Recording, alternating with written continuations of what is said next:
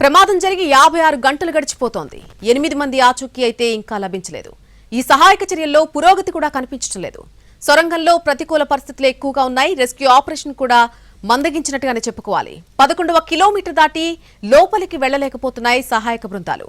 అలాగే oxygen పంపించేటువంటి tube కూడా ధ్వంసమైనట్టుగా చెప్తున్నారు.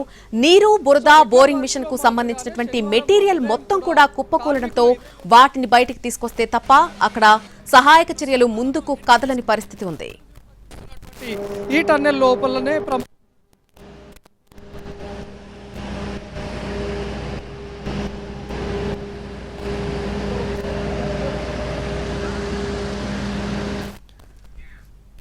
అక్కడ జరుగుతున్నటువంటి సహాయక చర్యలపై మరింత సమాచారం మా ప్రతినిధి పాషా అందిస్తారు.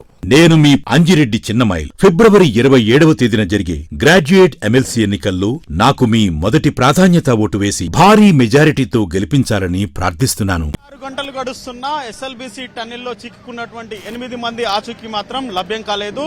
రెస్క్యూ కూడా ముందుకు సాగడం లేదని చెప్పేసి మనం ప్రధానంగా పేర్కొనవచ్చు.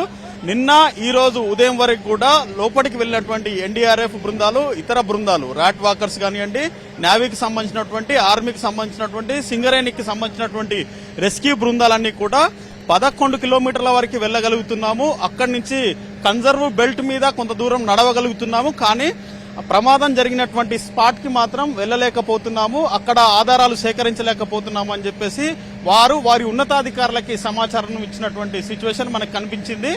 ఇక నిన్న వెళ్ళినటువంటి లోపలికి టన్నెల్లోకి వెళ్ళినటువంటి మంత్రి జూపల్లి, ఆ తర్వాత ఇతర అధికారులు, ఇంజనీర్ల బృందం కూడా బయటికి వచ్చిన తర్వాత లోపల చాలా భయానకమైనటువంటి పరిస్థితి నెలకొని ఉంది.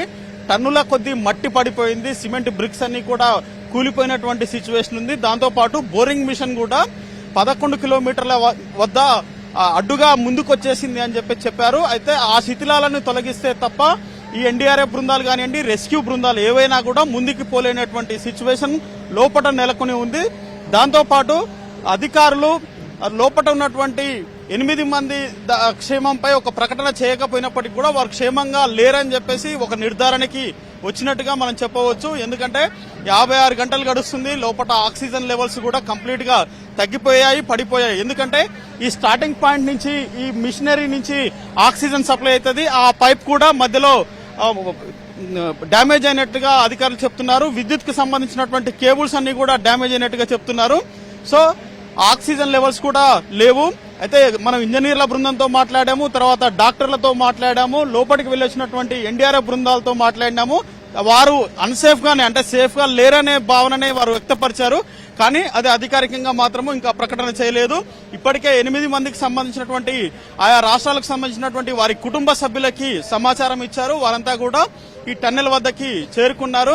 ఇక లోపటి నుంచి ఉన్నటువంటి సిచ్యువేషన్ ని పూర్తిగా ఈ వ్యవహారాన్ని, ఈ ఎపిసోడ్ కి పులి స్టాప్ పెట్టాలంటే ఇంకా ఎంత సమయం పడుతుందో తెలియని సిచ్యువేషన్ నెలకొంది అంటున్నారు. కొంతమంది 5 రోజులు పట్టొచ్చు, 10 రోజులు పట్టొచ్చు, 2 నెలలైనా పట్టొచ్చు. ఎందుకంటే లోపల టన్నుల కొద్దీ మట్టి పేరుకపోయింది. మట్టి తర్వాతనే ఆ గల్లంతైనటువంటి వారు బ్రతుకుంటే వారిని, లేదంటే వారి మృతదేహాల్ని తీసుకొచ్చాల్సినటువంటి పరిస్థితి నెలకొంది. కాబట్టి భయానకమైనటువంటి సిచ్యువేషన్ లోపల ఉందని చెప్పేసి రెస్క్యూ బృందాలు చెప్తున్నాయి.